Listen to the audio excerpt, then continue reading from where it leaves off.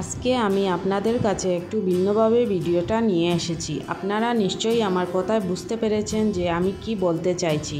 হ্যাঁ, আপনারা ঠিকই ধরেছেন, ভিডিওটা সিলেটিতে নয়, শুদ্ধ বাঙালি ভাষায় আমি আপনাদের সম্মুখে তুলিয়া ধরলাম। হ্যালো বন্ধুরা, ওয়েলকাম টু মার্জিয়াস ওয়ার্ল্ড।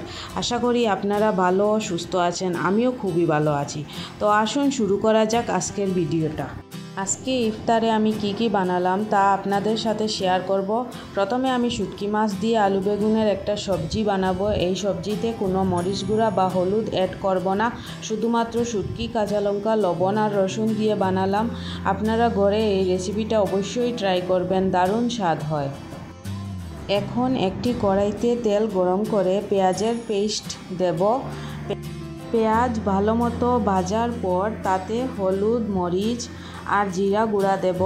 কিছু সময় নাড়াচাড়ার পর অল্প জল দিয়ে কষাবো। মশলা ভালোভাবে কষানোর পর তাতে সেদ্ধ চানা ছেড়ে দেব। চানা মশলার সাথে ভালোভাবে মেশানোর পর অল্প জল দিয়ে আর লবণ দিয়ে ঢাকনা দিয়ে দেব। আপনারা দেখতে পাচ্ছেন আমার চানা ভাজা হয়ে গেছে। উপরে কাঁচা লঙ্কা আর অল্প গরম মশলা ছড়িয়ে দিলাম।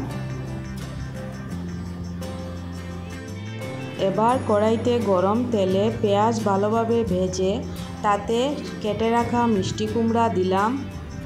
কিছুক্ষণ নাড়াচাড়ার পর মশলা অ্যাড করব, লবণ দেব।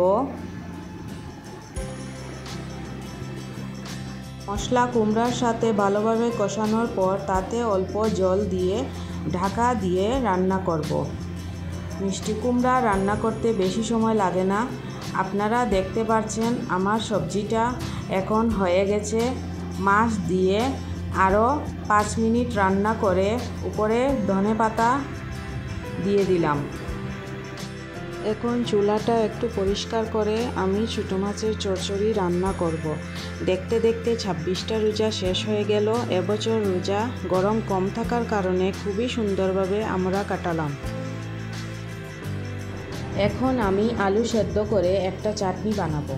আলুর সাথে আমি কাঁচা লঙ্কা, লবণ, ধনেপাতা আর পেঁয়াজ কুচি অ্যাড করব। ভালোভাবে চটকিয়ে সব উপকরণ মিশিয়ে নেব। আলুর চাটনি সার্ভ করার জন্য রেডি হয়ে গেছে। প্রেসার কুকারে আমি ফ্রাইড রাইসটা বানিয়ে নিব।